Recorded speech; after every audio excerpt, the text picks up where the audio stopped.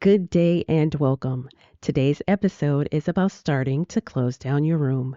This is Tips to Teach, and the mission is to share information to ease the demands of the teaching profession for new and veteran educators.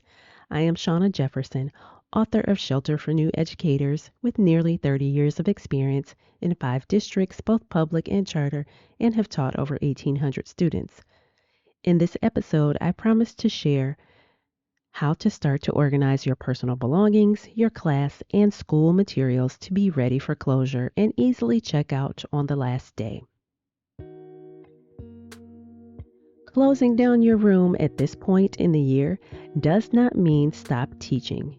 It means start to take home personal items that you no longer use or need. I am the type that does not want to be stuck coming back to school after the last day to finish cleaning and packing up my room. Go through the closet, cabinets, and drawers.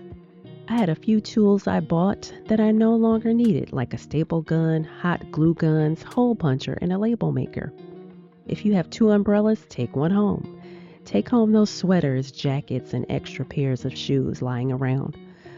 Clean out your desk drawers and leave the tape, stapler, the post-it notes, and all of the stuff that the school provides. I had 100 or more resource books that I would buy from the teacher supply stores. I started taking those home rather than leaving them because I knew I wanted to review them over the summer. I also had tons of colored bins and wire baskets. I left the wire baskets and took the colored bins because I paid good money for those. However, if you know you have some place to lock them up and you will be in the same room, you could leave them. It's a personal preference. The last week, I had 3 kids pack up my class library that I stored on a bookcase for the summer. Another huge mess is the pile of extra copies I would keep. One year, I used some to make review packets, or we would use it as scrap paper on projects. Most of the time, it would go in the recycling bin. Everything that was visible to students remained. Posters, anchor charts, library books, and student supplies stayed. Once kids start to see those things go away, they get excited and start to lose their minds. The class was still operational, but the stuff behind the scenes was packed, gone, and stored. FYI, leave a bunch of extra pencils. I know it sounds crazy, but the being prepared and responsible goes out the window the last few weeks of school. And make sure to collect them after every class. Teach a few kids how to organize their textbooks.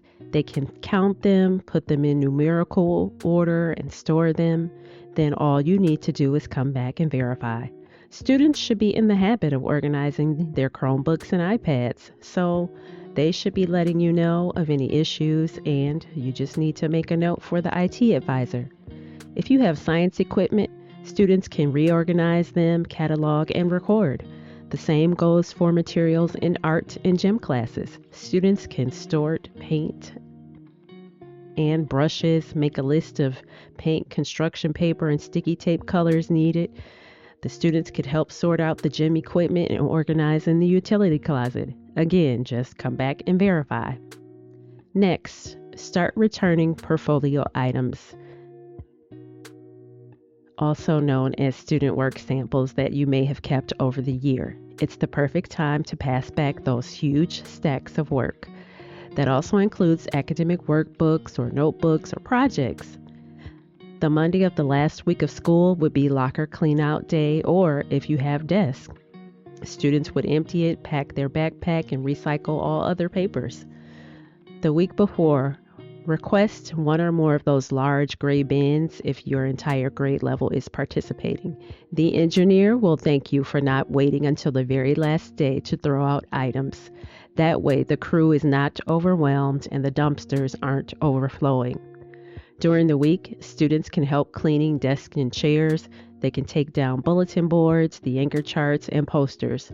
I found a large black portfolio case in the building that no one wanted, so I didn't have to roll up my posters and figure out how not to crush them.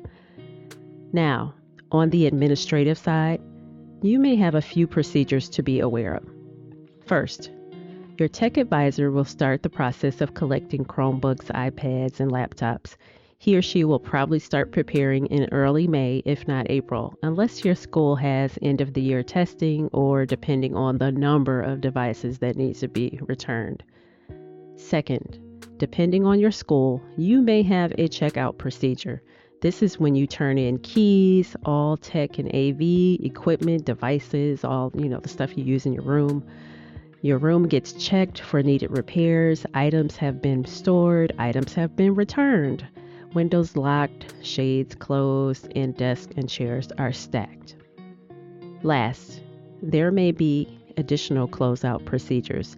You may have to update each student record. You may have to have your report cards printed and submitted. And you may have to turn in other records by other staff. In my experience, you would sign up for a time slot on the last day for administration to come to your room and go through the checklist. Knowing that, I would start getting these things ready so that I'm not rushing around the last day. Preparing in advance can make the last few days of school easy and relaxing. That way, you can go around and visit everybody and say goodbye for the summer. Thank you for listening.